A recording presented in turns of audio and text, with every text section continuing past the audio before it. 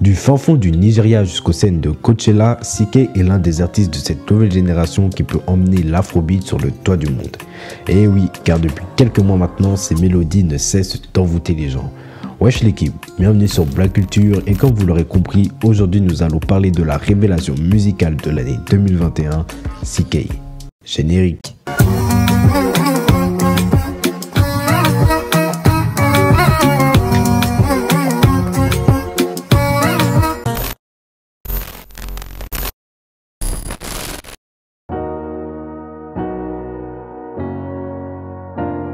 CKay, ou plutôt Chukwuka Ekwani de son vrai nom, est né le 16 juillet 1995 à Kaduna au Nigeria. Son histoire d'amour avec la musique, quant à elle, commence quelques années plus tard en 2002. À cette époque, CKay a tout juste 7 ans et c'est à cet âge que l'artiste fera ses débuts dans les arts et la musique grâce à son père. En effet, ce dernier était chef de chœur dans une église et jouait du piano. Il en profitait donc pour partager quelques moments musicaux avec son fils en l'invitant à chanter à ses côtés. CKay commencera même à écrire et produire ses propres chansons à l'âge de 13 ans. Cependant, malgré sa passion pour la musique, ses parents ne voulaient pas le laisser entreprendre une carrière musicale, car ils estimaient que ce n'était pas un choix de vie assez stable. Ils préféraient à la place qu'il continue ses études et qu'il devienne médecin ou ingénieur. Mais CKay, lui, savait très bien ce qu'il voulait faire et avait déjà son plan de carrière bien tracé dans sa tête. Et c'est pour ça qu'à l'âge de 19 ans, il fuguera de chez lui à Kaduna pour rejoindre la ville de Lagos, connue pour être la capitale économique du Nigeria et ainsi continuer sa carrière dans la musique. Bien que CKay n'était qu'un producteur, il faisait déjà de la musique et avait comme projet de la diffuser dans le monde entier, un peu comme un certain Kanye West à l'époque. C'est le 11 septembre 2017 que CKay sortira sa première mixtape Who the Fuck is CKay, toujours avec le label Chocolate City. Pour l'anecdote, l'équipe de Chocolate City était invitée au podcast Loose Talk pour parler du label et des nouveaux talents qu'ils avaient signés, dont CKay. Le président du label a donc donné la musique de CKay à Ozagi Azonge qui était alors chroniqueur de l'émission. Et c'est en voyant le CD que ce journaliste, qui ne connaissait pas CKay, était persuadé que l'artiste ne percerait jamais. Et c'est alors qu'il s'est écrié « Who the fuck is CKay » devant le CD.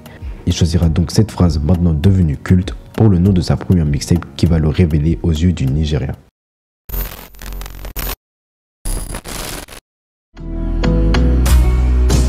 Deux ans plus tard, en 2019, CKay va revenir avec une nouvelle mixtape du nom de CKay the First. Le projet comprendra 8 titres, dont un qui attire particulièrement l'attention. Je pense que vous avez deviné de quel titre je parle, mais ça on va en reparler dans quelques instants.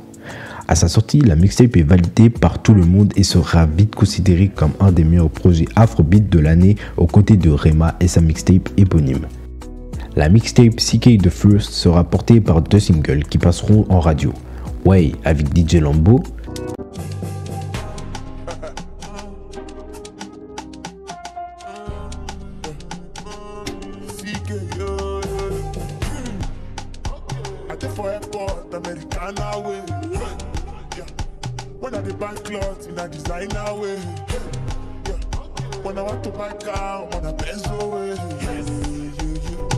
et bien évidemment Love Wantiti.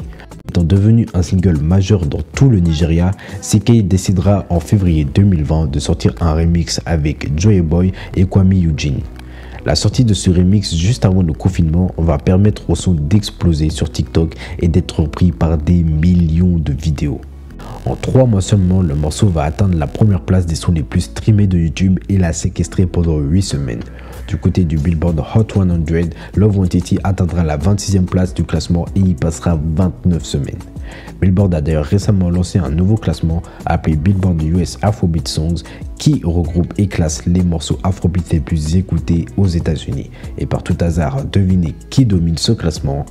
Et oui, c'est CKay qui est numéro 1 depuis 4 semaines devant Peru de Fireboy DML featuring Ed Sheeran et Essence de Wizkid featuring Tems et Justin Bieber. À son apogée, le morceau a été numéro 1 dans 34 pays simultanément et récoltera des certifications dans le monde entier. En France, le morceau a été certifié 2 fois single de platine, 1 fois single de diamant et a passé plus de 5 semaines en première position des charts. Le morceau devient également le morceau africain le plus vendu de l'histoire avec plus de 6,8 millions de ventes à travers le monde. Mais bon, je vous mets un screen de toutes les certifications qu'a reçu le morceau, sinon on risque d'y passer un bon moment.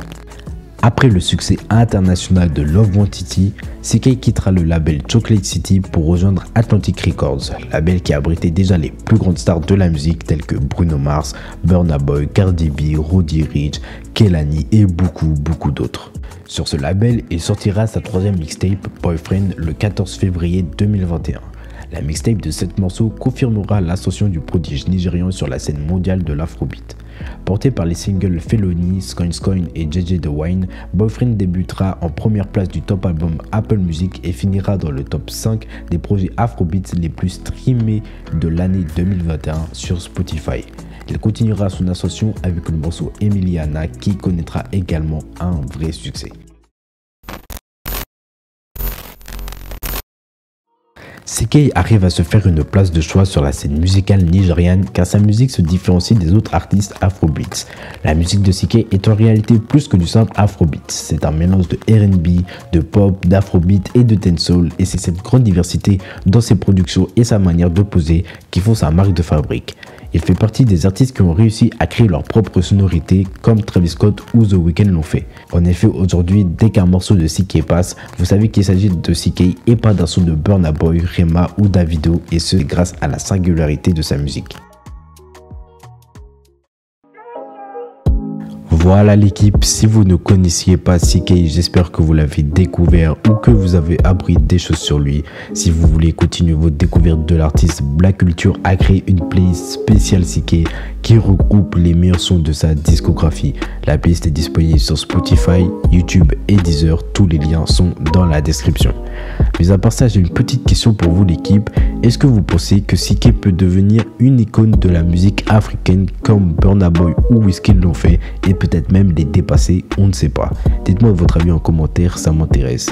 Sinon, si la vidéo vous a plu, vous pouvez laisser un like, vous abonner, ça aide à faire avancer la chaîne et je remercie fort tous ceux qui prendront le temps de le faire. Vous pouvez également nous suivre sur les réseaux sociaux, tout est affiché à l'écran et les liens sont dans la description. Je vous dis à bientôt pour une prochaine vidéo, portez-vous bien, peace.